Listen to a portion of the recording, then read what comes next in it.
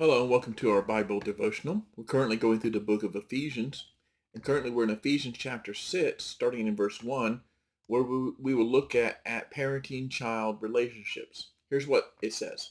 Children, obey your parents in the Lord, for this is right.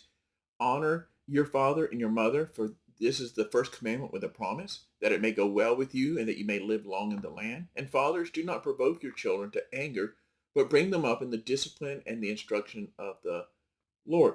So we basically have three groups of people, three types of people being addressed here. The first are children that are still under supervision, children still in the home under the authority of the parents. And the responsibility of those children who are under supervision is to obey their parents in the Lord, as means as if understanding that their authority comes from the Lord's authority. In the same way that a general gives orders to a captain, who gives orders to a lieutenant, who gives orders to a sergeant, who gives orders to privates.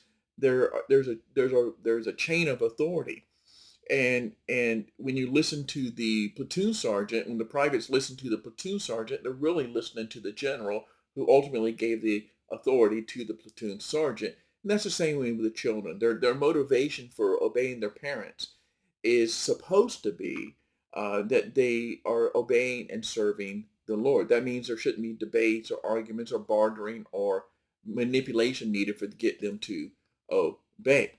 So the responsibility of young children under supervision is to obey their parents, but even for adult children, those who are now on their own, not under supervision, verse 2 says that they're to honor their parents, to show them esteem, respect, to treat them properly, respectful words, to provide care, concern. Financial provision is included in that idea.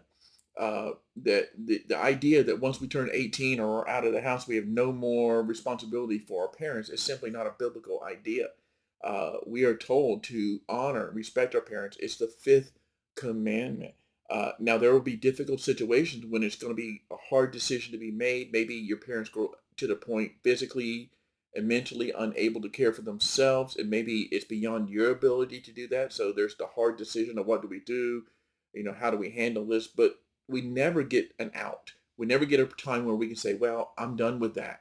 We are to honor our parents. And the importance of that is seen in two ways. First of all, it's the fifth commandment. It made God's top 10. We're to honor our parents, even as adults, for adult parents.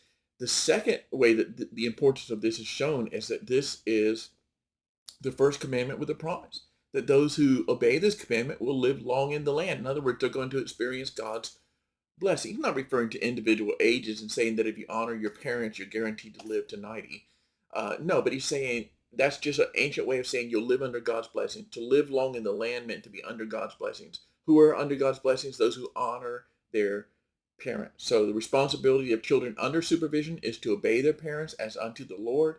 The responsibility of children who are now grown is to honor their aging parents and all that encompasses. And the responsibility of parents, according to verse 4, is to lovingly and wisely teach and train their children. It says, fathers, do not provoke your children to anger, but bring them up in the discipline and the instruction of the Lord. Children require cultivation. They will not naturally become good adults. You have to teach them, train them what it means to follow the Lord. You do that with your words, and you do that by your example. But at the same time, he says, don't provoke your children. Don't exasperate them. Don't be so demanding on them, like a demanding boss would be, so that they're frustrated and discouraged and angry. Children are not soldiers in a boot camp. You can't treat them like that. You have to treat them in accordance with who they are, their maturity level, their age level, and don't embitter them by demanding straight A's, by showing favoritism, demanding success in sports, by discouraging works, by overly severe discipline.